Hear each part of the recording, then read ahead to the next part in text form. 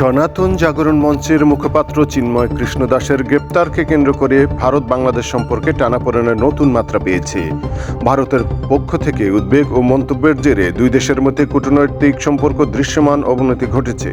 এরই মধ্যে পাল্টাপাল্টি বিবৃতি, সামাজিক মাধ্যমে উস্কানিমূলক প্রচারণা, কলকাতায় বাংলাদেশ উপ হাইকমিশনের সামনে বিক্ষোভ এবং বাংলাদেশের বিভিন্ন স্থানে সংখ্যালঘু সম্প্রদায়ের উপাসনালয়ে হামলা ও হুমকির অভিযোগে পরিস্থিতি আরও জটিল করেছে। ঢাকার একটি সেমিনারে শনিবার ৩০ নভেম্বর পররাষ্ট্র উপদেষ্টা মন্তব্য করেন, বাংলাদেশের উদ্বেগগুলো ভারত গুরুত্ব দিলে এমন পরিস্থিতি তৈরি হতো না। একই সঙ্গে তিনি ভারতীয় গণমাধ্যমের ভূমিকা নিয়ে উদ্বেগ প্রকাশ করে বলেন, এটি দুই দেশের স্বাভাবিক সম্পর্ক প্রতিষ্ঠায় সহায়ক নয়।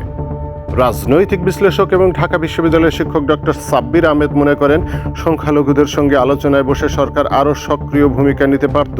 তার মতে, স্কন ইস্যু নতুনভাবে সামনে এসেছে, এটি সঠিকভাবে সামাল না দিলে বড় ধরনের প্রভাব ফেলতে পারে। স্কন যদি শুধু ধর্মীয় সংগঠন হিসেবে থাকে তবে সমস্যা নেই, কিন্তু তাদের রাজনৈতিক ভূমিকা নিয়ে সন্দেহ তৈরি হলে তা বাংলাদেশের জন্য ঝুঁকি তৈরি করতে পারে। তিনি আরও বলেন, ভারতের বিজেপি সরকারের হিন্দুত্ববাদী নীতি বাংলাদেশের ঘটনাগুলোতে প্রভাব ফেলেছে। এই ইস্যুতে ভারতের সঙ্গে সম্পর্ক নষ্ট হলে বাংলাদেশেরই বেশি ক্ষতি হবে বলে তিনি মনে করেন। তাই সরকারের স্বচ্ছ ও দায়িত্বশীল ভূমিকা নিশ্চিত করতে হবে।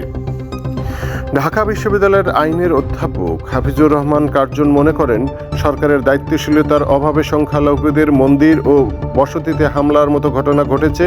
কোনো গোষ্ঠী উস্কানিমূলক বক্তব্য দিয়ে সাম্প্রদায়িক উত্তেজনা সৃষ্টি করেছে, যা দুই দেশের পরিস্থিতি আরও খারাপ করেছে। তার মতে, সরকার আগেই রাজনৈতিক দল ও সম্প্রদায়ের নেতাদের সঙ্গে আলোচনা করে পরিস্থিতি নিয়ন্ত্রণে আনতে পারত।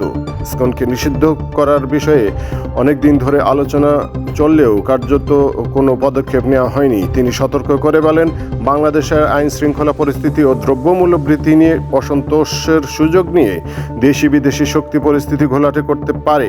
সাম্প্রদায়িক সম্প্রীতি ক্ষতিগ্রস্ত হলে দেশের পরিস্থিতি হুমকির মুখে পড়বে।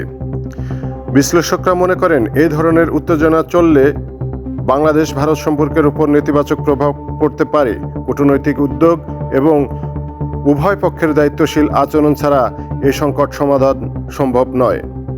সংখ্যালঘু সম্প্রদায়ের সুরক্ষা নিশ্চিত করা এবং কূটনৈতিক সম্পর্কে উত্তেজনা প্রশমিত করা বাংলাদেশের অভ্যন্তরীণ স্থিতিশীলতার জন্য অত্যন্ত জরুরি।